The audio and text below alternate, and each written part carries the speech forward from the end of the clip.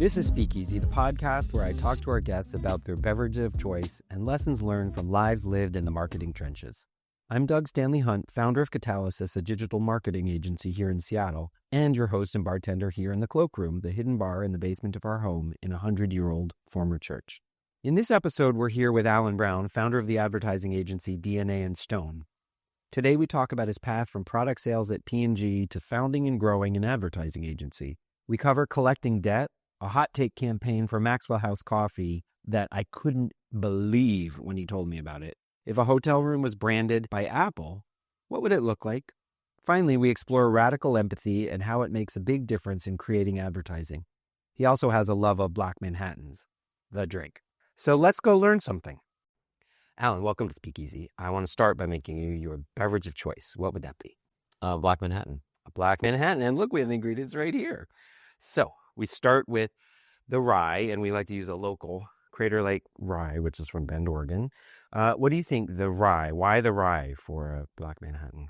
It's the foundation of the drink. You know, it's really what the drink is kind of built upon. Mm-hmm. It's got that little bit of spiciness, I think. Yep. And then the next is Amaro, and we use Amaro here at Catalysis's Cloakroom, SpeakEasy. And why that? Well, that's my favorite Amaro, by the way, and that to me adds it's the interest. You know, it adds kind of this kind of sweetness to it. Mm-hmm. You know, the flavor of it. And the herbal too. I love the herbal. Yeah, that is in Amaro too. And so it's stirred, not shaken. Yep. And the one thing I put there, strained into a chilled glass. Oops. Oh, geez. Well, because it's morning, we're doing a small cocktail here. Perfect. And of course, the cherry. Oh, and the bitters. Darn. And I use cherry to stir the bitters. But I like them to float on top. I don't know. Some people like them mixed in. The bitters? Yeah. Thank you. It's a choice. Cheers. Cheers.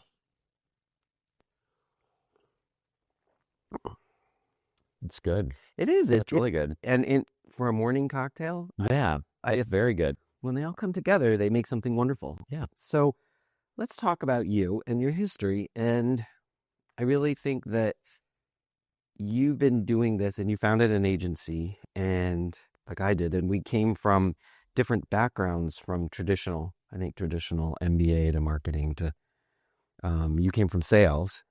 I came from theater. Who knows why, right? So what do you think was fundamental in getting you into this? Well, first of all, you said you had an MBA in theater.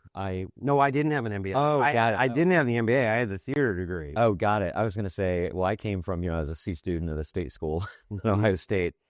And, I think the way I got to this is of what I actually kind of did in college. I did a lot of things in student activities, and that's kind of where I found my passion. I didn't really find my passion academically in college, but I found it in the other things that I was doing. And so I really had a passion for marketing and for persuasion and things like that. And so I ended up, taking my first job at Procter & Gamble, and it was in sales. And I really kind of found my groove there in terms of, what I liked to do. And what brands were you selling?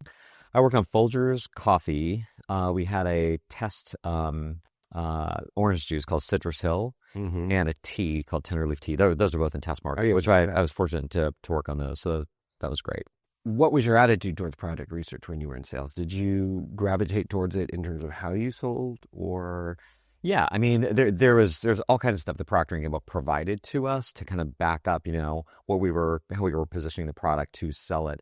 Like, one of the things that was interesting is there was a recession going on at the time, and P&G was very innovative, and they developed a coffee called flaked coffee, which is weird, I know. But what they would do, they take the grounds and then they would spin them down to get more surface to the grounds, So you would get more production when you would have drip coffee from the slate coffee. So it was you'd pay the same price for a pound, but there was more. You could make more pots of it. Yeah, yeah. So it was a kind of a recession type of coffee, which I thought was really interesting. Did they advertise that? They did, yeah. So that's interesting. So they saw a need. Yep.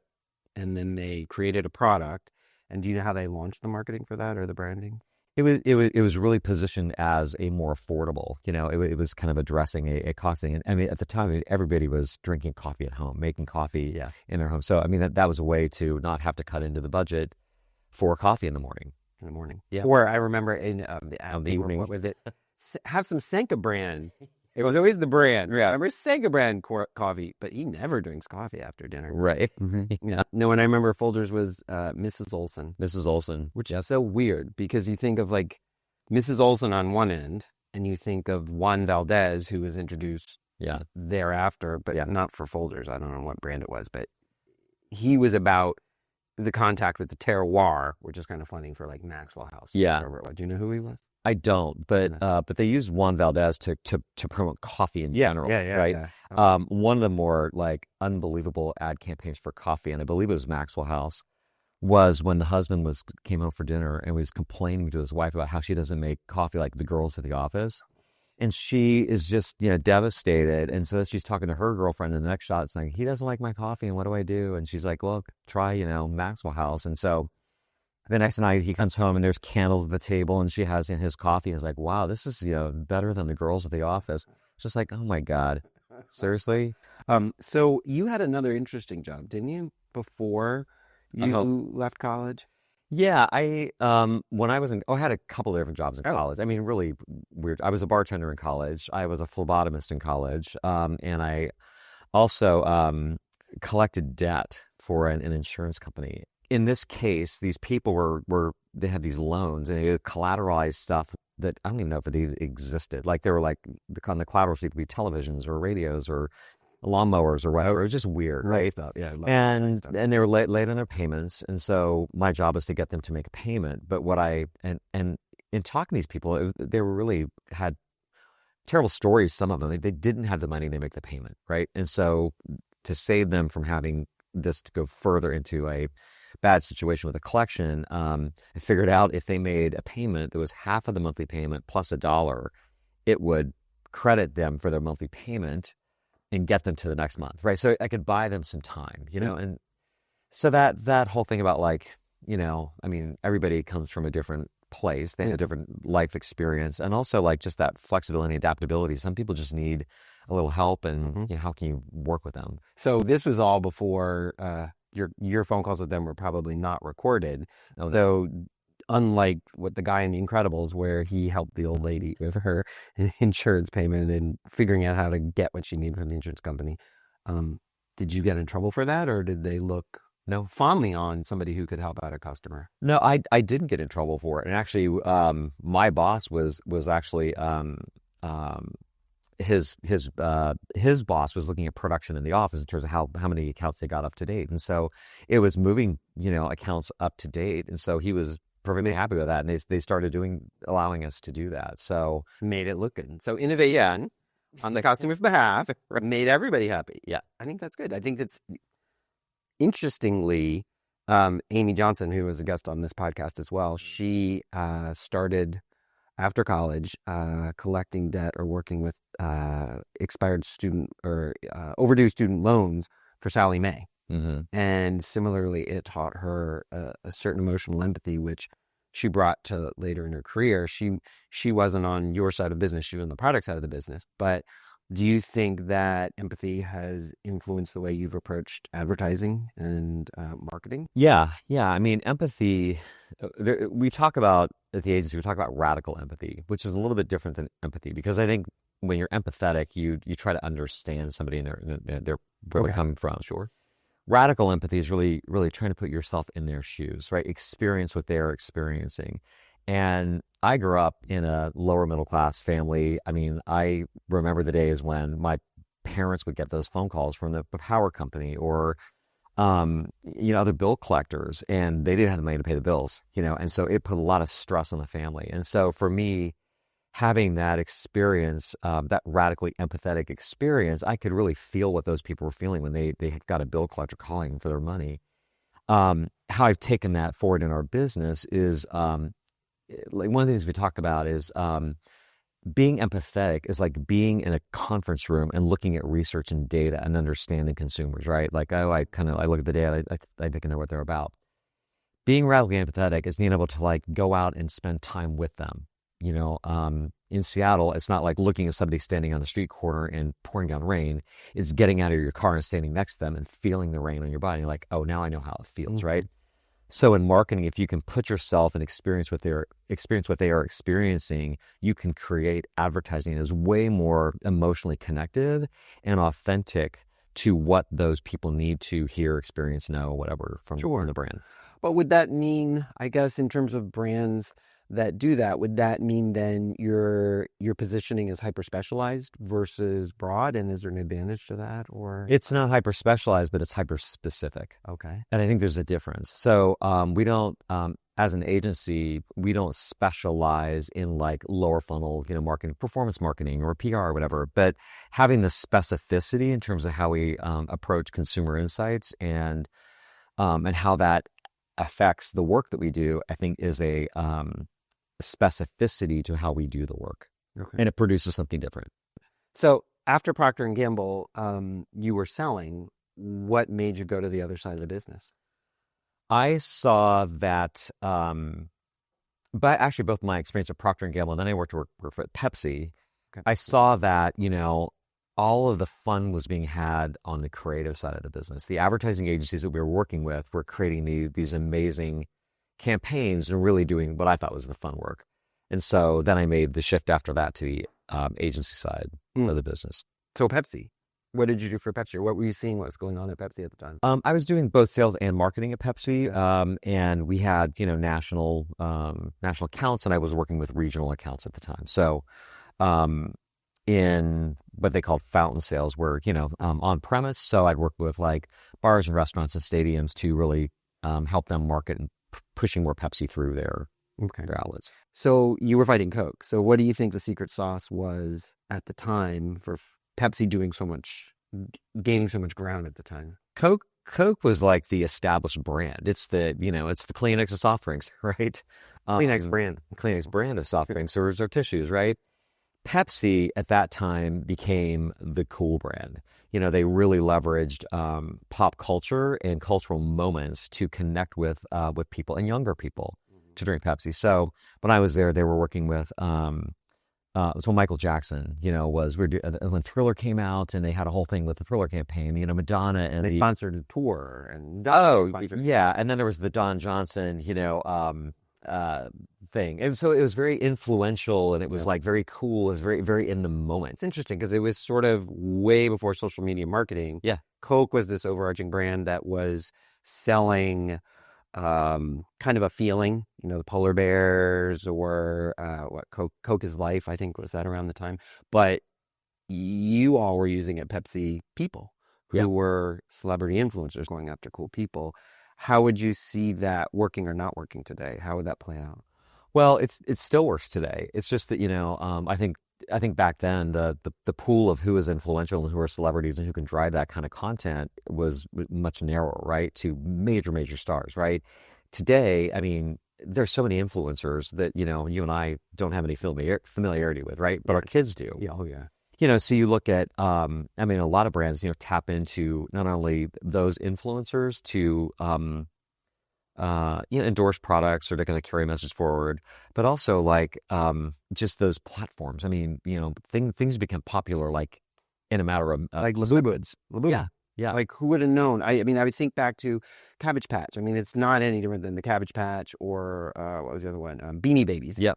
All started, but those didn't start in the social media universe. So I think we talked about this, that there's a time frame for that to be successful. Yeah, the amount of time it takes to spread word of mouth took longer then, right? It's like getting a telephone, right? But these days with social media, it's instantaneous. So when stuff happens, it spreads across the world like, wildfire. And your supply chain needs to be ready, because that's the other thing. I think Beanie Baby took a while to ramp up because it got more and more popular. Yeah. But not overnight. And there were supply issues with Yes. for all of that. Well, and I think also because those things weren't anticipated, right? So if you're, a lot of brands today, we talk about planning for spontaneity, right? So you have to be ready for spontaneous moments. And if you have a strategy where that is going to be, if you're using social and influencers and those channels, you are ready for that today versus before it was like, you didn't know what was going to catch fire necessarily. But if you're planning for that and it doesn't catch fire, is that costly? It can be. But I think what you do is, if you have a really strong brand position and you know what things you are going to try to capitalize on, so you know the kind of moments you want to be the culture. Can you give an example? Yeah. Okay, off the top of my head, if you're Pampers, let's say, and you want to have a strong social connectivity. If there's an influencer who becomes pregnant, there may be an opportunity to, or has a baby, you may want to kind of tap into that moment. That's maybe not the best one, but it's the Kardashian Pampers. Yeah. Well, yeah. Oh my God. I can't. Yeah. No. Only now. Yeah. Sorry, I wouldn't. But that is interesting because Pampers is something that you think of as sort of you said it's not a great example, but playing that through, there isn't that much differentiation between Pampers and Huggies and Kroger diapers or Walmart diapers, except price, right? Well, yeah, but I think in the mind of the consumer, there's a huge difference. I remember when I had kids, I was Pampers through and through. I worked at P&G. I perceived Huggies to be an inferior brand based on absolutely nothing other than brand perception. And Pampers to me kind of felt like the gold standard of diapers. What did I care? It was like, put your kids right. Well, it does, right? Yeah. But there's a perception of like doing the best for your kid and, all that kind of stuff. So I want to talk a little bit about, you mentioned really looking to the individual, and you used an example of your son as somebody that taught you that. And I think that's interesting for me as well, because tell me about some of the secret sauce that you use to make really impactful advertising. Yeah, I think what you have, there are a couple of things, and it kind of gets back to this idea of radical empathy. You have to really, first of all, suspend your biases. So we all come to things with biases, right? And so we're talking about our kids, right? And so, as a parent and an adoptive parent, there are, it's no different for any parent. As a parent, yes, you have expectations in some ways and dreams for your kids, and and you see something that you want in their life, right? And so, to really truly understand a person and be there for a person, like with my kids, I had to basically suspend my expectations and my beliefs and my biases on what I wanted them to be to enable them to be who they are. And I think that's just a personal example of that. Well, hopefully they'll go through that with our kids. Yeah, it's a place to be. I hope so, but I don't think many people do. I think those expectations make it really hard on kids when they're trying to live up to their parents' expectations, as opposed to like a parent just accepting their kids for all of the wonderful things they are and all the challenges they have, and knowing that they're beautiful human beings too. Yeah. And in marketing, I think we come to, it's easy to make assumptions about, if we look at data, look at consumers and like, oh, all consumers think X, Y, or Z way about things, right? And a lot of clients also bring those biases to things. So I'll give you an example. In healthcare, doctors think that, well, what people need to know is we're the best doctors, we have the highest ratings, we have the best technology. All these things because we are going to save you, And we did work recently for one of our healthcare clients to talk about their cancer institute. And in doing research and talking with cancer survivors and cancer patients, what we learned is that the moment you hear you have cancer, it is a life-changing moment. And there's nothing more important than the empathy that someone shows you at the moment that they tell you you have cancer. And the entire campaign is based on that moment. It contrasts how life is going on at this moment. The moment you hear, everything changes. And that is where the spot stops. And having that empathy for somebody to say, I hear you, I'm putting myself in your shoes at that moment, is a major, major difference in terms of how a patient will look at a healthcare provider to help them on their cancer journey. They don't care about the technology at that moment. They don't care about your degree. They don't care about, the number of treatments you do every year. It's like, are you going to be there for me? That's interesting. So I've had cancer multiple times. And the first time I heard, it was a Friday night and I'd had an ultrasound and I was, the doctor wasn't there, but they said, you need to go to the doctor's office to make an appointment for Monday morning. And I said, why? And they said, well, we can't really tell you. And I said, I need to know. And so the doctor got on the phone and I was standing in a hallway to tell me, well, we think you might have cancer. And she said, quiet, Jordan, Daddy's on the phone. That was the name of his child. I still remember that. I don't know, 25 years ago. And I found out about this on a Friday and I had all weekend to do research on Dr. Google or whatever, and it was a terrible experience. Yeah. And hearing you say that, that's interesting because it would have been lovely if there were a team of people that said, I'm getting teary here, said, oh, this isn't so bad. We can work through this. We'll do everything we can. This is really hard to hear. Yep. And it was like a very difficult thing. But I hear you. And I think that resonates with me as a cancer survivor. And if not just the branding, but if the doctors had that training. Exactly. And that's where this idea about radical empathy really has, where it's most powerful is when you can have radically empathetic understanding of consumers and of your clients and of the culture and of the brand. And when they all come together in that way, you've got something really powerful. Because even if you try to take that kind of like a marketing approach, if the experience is not going to align with that, you're going to you create more extremely high dissatisfaction. Yes. Low bad experiences. Yes. Let's talk a little bit about the consolidation that's happening in the advertising space right now, because I wrote an op-ed about it, and I feel like I have very strong opinions about where creativity lies. And talking with you had mentioned, not in this interview, but when we talked before, you had mentioned you loved commercials growing up. And it's interesting, the people that I talk to that are in advertising, there's this almost universal love of the commercials that we saw as kids. And I don't know where I see commercials now, but that love of advertising or of ads was something that got us into it. Yeah. And we wanted to be part of that creative.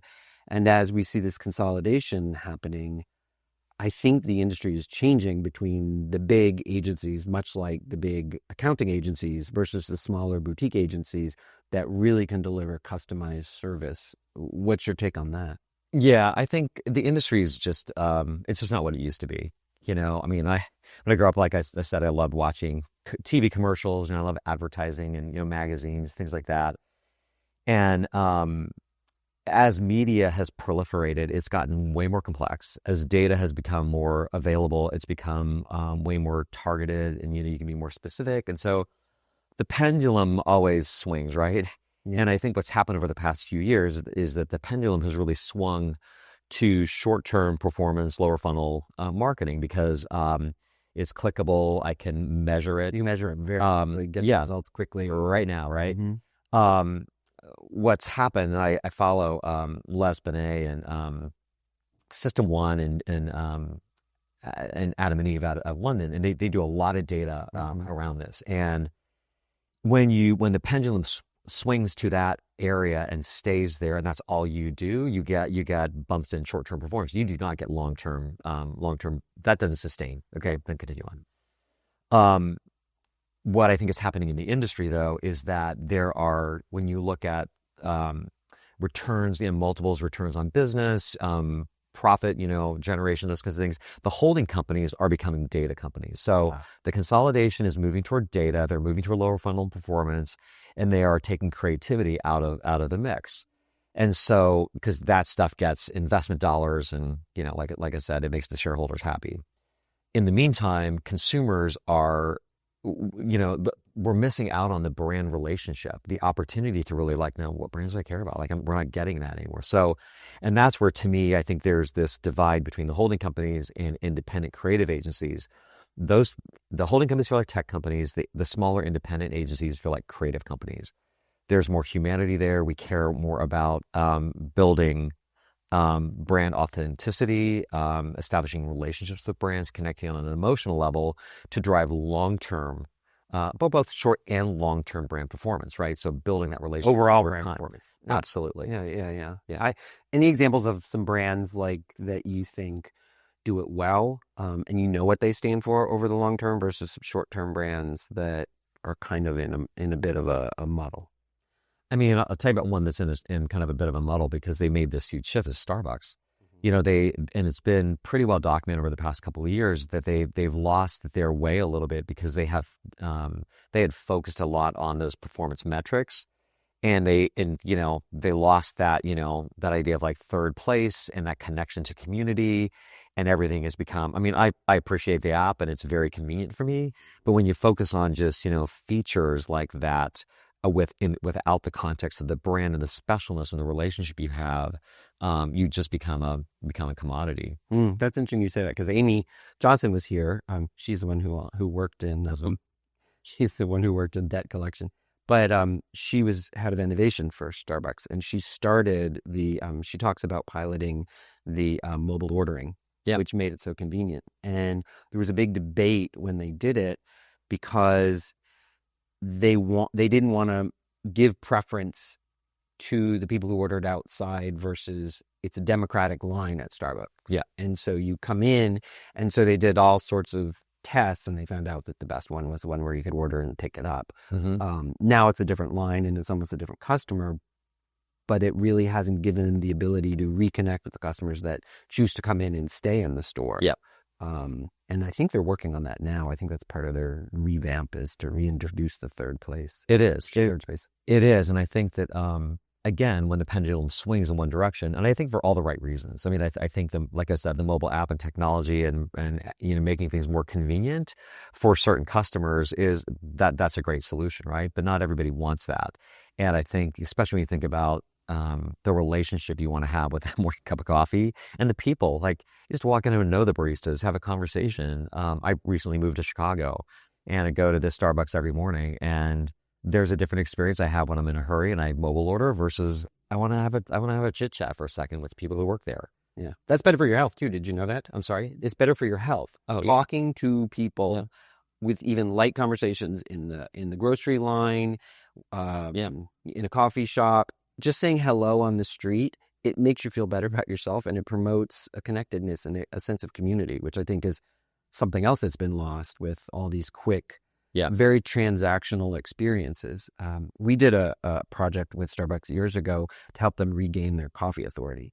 And one of the findings was that there's a very different experience, or there used to be, there still is, but you go up and you order a beverage and they say, how do you want it? And they'll customize it however you want. You want a cup of coffee, they go, thanks. They turn their back on you and get your coffee out of the urn, turn around and like, here you go. Yeah. And that was something that was, for some people, like New Yorkers, just give me my coffee and let me get out of here, was a very different thing. And it was costing them the ability to, what they called, and it was costing them what they called their coffee authority. You went to Starbucks for a really good, delicious coffee, black coffee, creamed coffee experience. Yeah. Now you go for a sweet beverage or an icy beverage or a frappuccino, which is essentially an icy milkshake. Yeah. Very different thing. And I think that was part of them losing the brand at one point and trying to rediscover it. And here we are again. Like you said, the pendulum swings and it swings and swings. Yeah. You went to the agency side. Yep. Who was your first big client? Sheraton Hotels. Sheraton. Wow. Yeah. And back then it was a unique brand. And now it's so interesting because I think of consolidation. And now you look at the hotel brands and they have maybe 15, 20 brands underneath them. Yep. When they're all part of one big Uber brand, you would think, okay, they're going for hyper specialization. But when I think of a hotel room, I think of location, price, and I'm not particularly brand loyal. I just want a good, clean night's sleep. Yeah. Well, I mean, I think in the hotel industry, I mean, yeah, I worked in Sheraton, then they merged with Westin, then all of a sudden it was like, okay, well, Westin's this kind of a brand, Sheraton's this kind of a brand. Then it became like all this proliferation with like 4 Points, or like St. Regis was, a brand. So also you have like everything from luxury to budget, right? And it became this, again, brand proliferation to service the needs or the choices that consumers had. But I was doing this thing where I was talking about hotel brands to some college students, and I said, I gave them 3, brand positioning statements I gave them one from Westin, one from Hilton, Marriott, and Hyatt. And I said, here are the positioning statements. Tell me which brand these are for. And they were indistinguishable. Indistinguishable. Then I said, okay, here's the mid-rate product for all of these brands. And I showed a picture of each of the hotel rooms. Indistinguishable. So even though, within their portfolio, if I'm like driving a car and I want something cheap for the night, I can choose a Hawthorne, whatever, or I can choose a 4 Points, whatever. But if I'm trying to choose, if I'm trying to establish brand loyalty, what do I want to stand? What do I stand for? How do I distinguish that? And I was giving them the example of, well, if you look at if Nordstrom was in the hotel business, if Apple were in the hotel business, if Target were in the hotel business, what would those hotel rooms look like? And I could totally see what an Apple hotel room would be: clean and modern, and all that, the best technology. It would look very fresh and clean. Nordstrom would be very, very warm and modern, more like an Armani looking. Mm-hmm. So yeah, I mean, they're lacking that. And again, it's kind of like the holding companies and independent agencies. Yeah. Boutique hotels do that very, very well. Yeah. And that's why you can see that in your mind, because boutique hotels do that. Yeah. And you want to go to them for that. There's one in Vancouver that we always go to because it's a boutique hotel and we know what the experience is and it's in a great location, and we'll pay a little more. But I want to know, like I want it to reflect who I am, right? So when I walk into this, for me anyway, when I walk into a hotel, if I'm making it on that decision, right, I want to walk in and feel like I feel at home. It reflects my personality, and that's the experience I'm looking for. Yeah, that's interesting. I also think, like, you go to some hotels and the front desk, the human side of the equation also doesn't reflect their brand. And I think that's another thing that we haven't really talked about, but Starbucks used to have a brand for their barista. And now that they're being seen as union busters, you never know what you're going to get. Whether you get a really amazing person who cares about your beverage or somebody who's resentful of Starbucks because they're in union negotiation and just wants to get you your beverage and not get fired. Yeah. I mean, how do you think brand can translate to, or campaigns can translate to, the human facing side of it? You as a debt collection agent, how are you representing the insurance company? Yeah, well, I mean, if again, it kind of goes back to the cancer thing we talked about. If you can align your brand position and your distinction all the way through the experience, then there's a breakdown there, right? And then that really makes the brand inauthentic. So that's back to the question: how do you imbue a brand into a human element? Like, it's not just something in a box or something on a rack. There's a human element to it. And Nordstrom, I have a friend who worked for Nordstrom, and I always thought, wow, they have the best salespeople. They're amazing. They're helpful. They seem collaborative with each other. I just said, are you kidding me? We worked on commission and it was pit vipers in the back. I thought, I never knew that. No. And so that's a real credit to Nordstrom that they're able to have that front of house, back of house that preserves their brand. But it is problematic because when you have a dissatisfied workforce, it always makes it into the customer space, in my opinion. Yeah, I mean, I think, when agencies or whoever does brand positioning work or strategy work for a client, the most important audience is the internal audience. Because if you can't get the culture to align with that brand and the experience to align with it, everything else falls down. So how do you research that? How do you make that happen and not just make it a bunch of platitudes? You have to include the internal culture and the internal teams in that work. You can't develop a brand strategy for any brand without understanding the workforce and the leadership and the management and their goals and objectives. So back to what you said about radical empathy, you not only have to empathize with the customer, you have to empathize with those who are in charge of supporting, sustaining and delivering the brand. And I think that's a very, very astute way of putting it, because your way of putting it, not right. Well, like these clients that say like, oh, we have to work on our we have work to do on our employment brand. Why is your employment brand any different than your consumer brand? It should all be the same, right? The same. All consistent. It should be consistent. So, as we only have a few minutes left, I guess I'd like to talk a little bit about what's next for you. Where do you see the industry going and yourself? What interests you about that, and where do you see going with it? Or is it time for Midwestern summer golf? It'll never be time for Midwestern summer golf. I'm not a golfer. I know we were talking about politics and the fact that in the research, so many of the core issues that are important to people when we stop and listen are the same. Yeah. Education, pricing, healthcare. It doesn't matter which end of the political spectrum you vote with. Yep. The issues are the same. And I think that concept of horseshoe politics is a great one, where you're at the top and you're so close to each other, but you're on each side of the horseshoe. How do you create that bridge? I think by understanding the different frames that people look at those issues in, right? And so in trying to find common ground around those ideas. And, I think in some ways, like, advertising is a great equalizer in a lot of ways. People like ads. They want to love the brands that they support, right? And yeah, there's some brands that reflect certain personalities and people in different ways. But I also think that we have an opportunity and a responsibility through advertising, the work we do, to educate people and to bring people along, right? So I think this whole move to anti-DE&I over the past year has been, I think, very damaging to our culture. But I think in advertising, I think we have an opportunity to continue to represent wide, diverse groups of people, to support them in a number of different ways. To give people a chance to get into our industry who may not have thought about it as something that's for them or that they have an opportunity to get into. So I just think we're kind of the center of commerce and culture. And when those things come together, I think that's a really exciting place to be. Well, to that, I think that's a great finish. Cheers. Thank you. To you. Thank you. Good chatting. Thanks for listening to this episode of SpeakEasy. I hope you enjoyed our conversation or learned something from it. And I have a favor to ask. Please share us, like us, leave your comments. You know the game. And most of all, if you have any guests you'd like to suggest, please let us know. The full transcript and show notes are available at catalysis.com/speakeasy. Keep asking, keep listening, and most of all, keep learning.